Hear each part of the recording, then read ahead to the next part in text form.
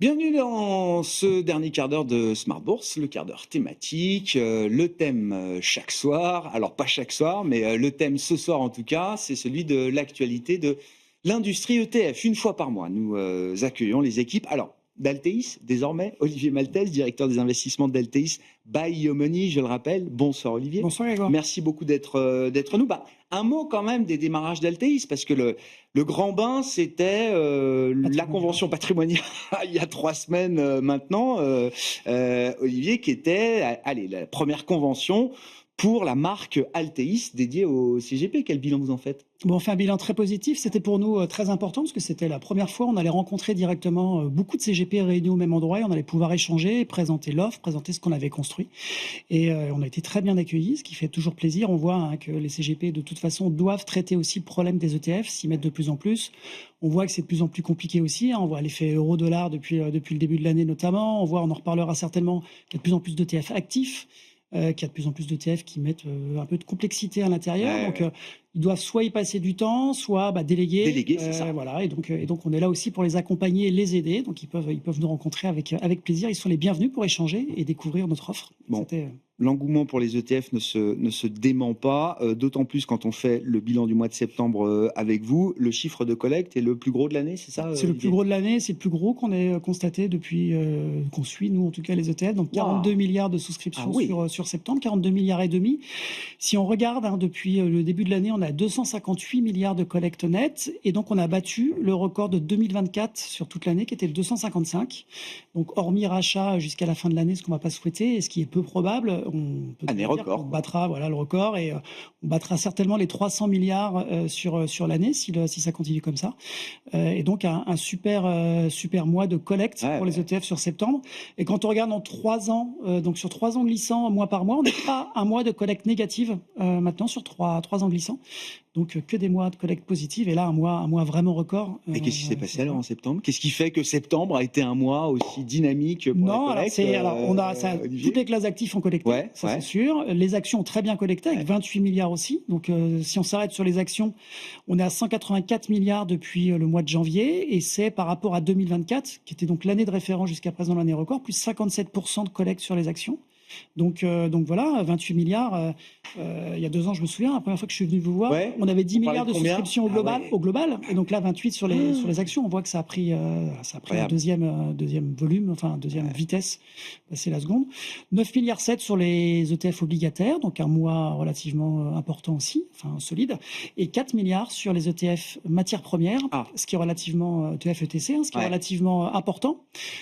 Et dont 3 milliards sur l'or, l'or qui a battu pendant le mois de septembre les 10 milliards de collecte depuis le début de l'année. Souvent on le dit ensemble, tous les mois, c'est pas forcément le vecteur préféré par les investisseurs. Moi je me souviens du début d'année, même de 2024, où l'or enregistrait déjà de très belles performances.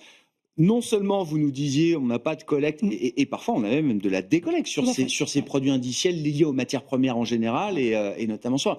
Là, il y a eu vraiment un décollage. En tout cas le support ETF pour l'or, ETC, pour l'or, a enfin trouvé son public. Alors en tout cas, quand on regarde, on est à environ 11 milliards depuis le début de l'année. On a 3 milliards en janvier, donc on avait un très gros mois de janvier, 4 milliards au mois de septembre, donc 2 gros mois.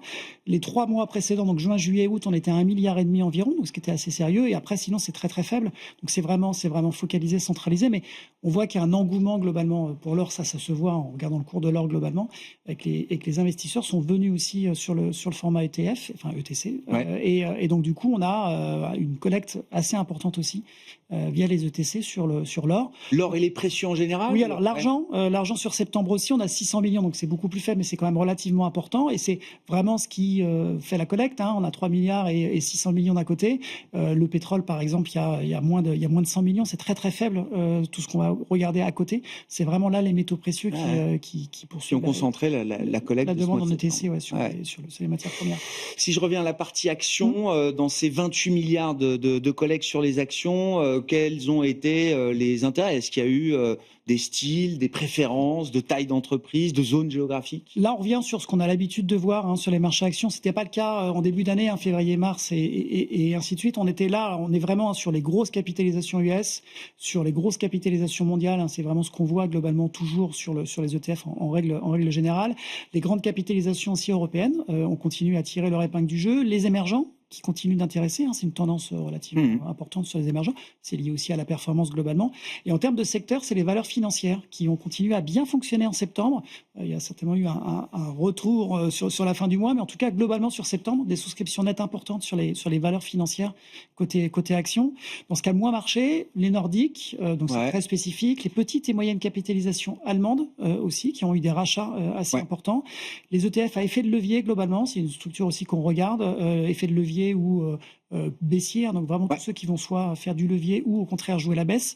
Et puis les valeurs immobilières aussi, globalement, ont décollecté sur le mois de septembre au niveau ETF Action. Sur la partie obligataire, qu'est-ce qu'on peut dire avec un peu plus de détails, là aussi, Olivier? On est plutôt sur un marché qui est risk-on, avec des investment grade, donc à la fois aux États-Unis, alors sur la partie courte, et sur la partie américaine et sur la partie européenne au global, le high yield aussi, mais spécifiquement américain à collecter, et l'émergent, les obligations émergentes en dollars ont collecté. D'accord. Les émergents. Prise de risque, là. Prise de risque. Émergents devises locales, par contre, sont en décollecte. D'accord. Donc, c'est vraiment couvert en dollars, enfin protégé en dollars. En décollecte, on a les obligations américaines vraiment très court terme. Donc, le court terme a collecté, mais le très court terme a plutôt décollecté.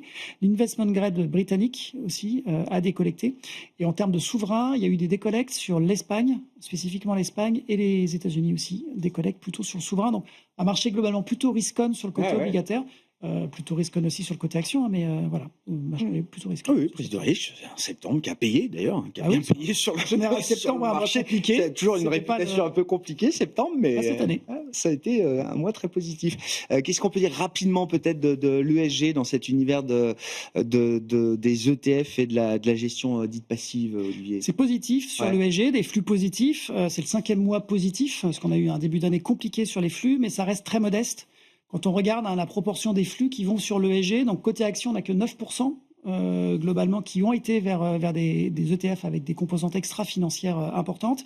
Côté obligataire, 13%, donc c'est vraiment très très faible et en dessous des parts de marché globalement de l'ESG, mais qui continue progressivement de décroître. Ça, c'est vraiment la tendance toujours là.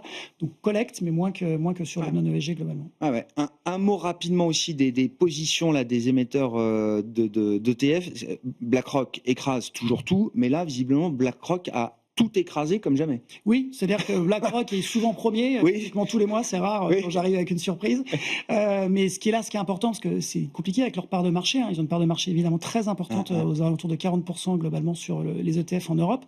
Là, ils font plus de 50% de la collecte, ils sont à pratiquement 15 milliards, donc 14 milliards 7 de collecte sur le mois de septembre. C'est juste énorme, et c'est donc du coup plus de 50, donc c'est très très rare. Les gros émetteurs ont du mal à garder des parts de marché relativement importantes. Ils ont fait un mois de septembre remarquable. Pourquoi? Parce qu'il y a beaucoup de lancements non, je sais pas. Bon, mais mois de septembre, remarquable. Très bon mois. Le deuxième, c'est State Street, pour se donner un ordre de grandeur. Et State Street, globalement, a fait un peu plus de 6 milliards. Donc, on voit la différence entre le premier et le deuxième. Voilà. Ensuite, on a Amundi en troisième position. Ils sont deuxième en termes de collecte depuis le début de l'année. Donc, c'est une bonne année quand même aussi pour Amundi. Mais là, c'est un mois de septembre record côté HRC. Bon, Amundi, alors, dans les lancements de produits, je ne sais pas si on aura le temps de tout détailler, mais il y a un produit d'Amundi visiblement qui attire l'attention. Donc, c'est le X2 MSCI World d'Amundi, éligible au PEA.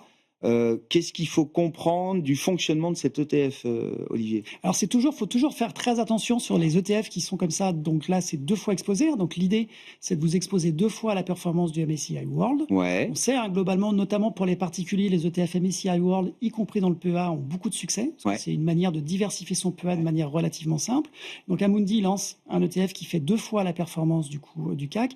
Ce qui est très important de comprendre, du MSCI World, pardon. Ce qui est très important de comprendre, ça existe depuis longtemps, les ETF leveragés de cette manière-là. Ça arrive, et donc on en a fréquemment des lancements. Ce qui est très important de comprendre, c'est que on n'aura pas exactement la performance toujours de 2 fois. C'est pas un vrai x2. C'est pas un vrai x2. Alors, c'est un vrai x2 dans le sens où à chaque clôture, il repositionne et redimensionne le fonds et l'ETF de manière à exposer 2 fois. Donc ça, c'est vrai. D'accord. Par contre, c'est ce qu'on appelle un effet, notamment pour tous ceux qui font des options, c'est ce qu'on appelle un effet gamma négatif, c'est-à-dire que c'est assez simple à comprendre. Lorsque vous êtes exposé 2 fois, quand le marché monte, plus il va monter, moins vous êtes exposé. Okay. Donc globalement, vous devez racheter à la fin, à la fin de la clôture, et inversement, vous devez vendre. Et donc vous vous retrouvez dans une structure qui fait que vous achetez après une partie de la hausse et vous revendez après une partie de la baisse. Donc c'est ce qu'on appelle un effet gamma négatif. Et donc du coup, petit à petit, et plus les marchés vont être volatiles, moins vous avez 2 fois la performance. Donc ça, il l'explique très bien, mais il faut l'avoir en tête. Il faut l'avoir en tête, il faut le comprendre. On n'aura jamais exactement. Si on prend un exemple, depuis le début de l'année, le CAC fait environ 12%, donc on s'attend à avoir 24. Et l'ETF fait 20% environ. Donc on n'a pas exactement. Pas tout à fait. On fait du levier, mais on n'arrive pas à avoir du x2. Et puis un mot aussi. Alors là, ça va peut-être devenir effectivement une dimension récurrente de votre intervention. Le match passif-actif dans l'univers des ETF, puisque vous suivez de plus en plus l'émergence de ces ETF actifs. Qu'est-ce qu'on peut en dire et comment on peut mettre un peu de perspective là-dessus On l'a incorporé effectivement dans notre observatoire parce qu'on en entend beaucoup parler. Donc on s'est dit il faut qu'on regarde, même si nous en direct on n'en prend pas forcément directement, on n'investit pas forcément dans les ETF actifs, mais on s'est dit on est obligé de suivre aussi effectivement cette tendance-là. On en entend beaucoup parler. Les providers disent qu'il n'y a jamais eu autant de collecte. C'est vrai, mais il n'y en a jamais eu autant. Oui, partant de zéro. Oui. Et alors après, on voit la petite barre orange, elle monte quand même, depuis quelques temps maintenant. Mais et quand on regarde vraiment la façon dont les flux se répartissent, on était il y a 2 ans à environ 4% globalement des flux, entre 4 et 5 qui allaient sur les ETF actifs par rapport aux ETF indiciels. Là, on est plutôt aux alentours de 8, donc effectivement, ça progresse, mais ça reste très très faible. On a en gros un peu plus de 3% des encours en Europe qui sont sur les ETF actifs. Aux États-Unis, on est plutôt à 10, donc il y a toujours une vraie différence. Donc c'est encore très très faible. C'est surtout sur la partie obligataire par rapport à la partie action. On est sur les encours à 2,6% en actions et 3,9% en pourcentage sur les marchés obligataires. Donc ça va plus sur le côté obligataire. Et donc, globalement, on voit beaucoup de lancements de produits. C'est vraiment le focus du moment, avec des recherches. Donc, soit l'actif pour le côté ESG. Donc ça, c'est quelque chose qui est important pour essayer d'avoir de prendre en compte plus rapidement les critères extra-financiers. Soit pour essayer de faire battre les indices, gagner la performance avec des vues soit macro, soit de rajouter des options. Enfin, on peut imaginer plein de choses. Et des frais de gestion qui restent limités. Et des frais de gestion qui sont plus importants. Alors, moins importants qu'en gestion active. D'accord, mais c'est ça. Globalement plus importants. C'est qu'un ETF passif. Exactement. Un ETF purement passif. On verra s'ils arrivent à battre leurs indices, pour ceux qui cherchent à battre leurs indices. Mais en tout cas, c'est une tendance et c'est vrai qu'il faut l'évoquer puisque tout le monde en parle. Et là aussi, on le disait, regardez plus en détail le 2 fois leveragé, par exemple. Il faut vraiment savoir ce qu'on achète. Le hedge de change aussi, encore plus sur les actifs. Il y a un vrai travail à faire sur Il y a un vrai travail à faire. Et c'est ces nouveaux ETF qui arrivent effectivement et qui viennent renforcer encore un peu plus cette industrie. Merci beaucoup, Olivier. Olivier Maltès, le directeur des investissements d'Alteis by Yomoni, avec nous dans ce dernier quart d'heure de Smart Bourse.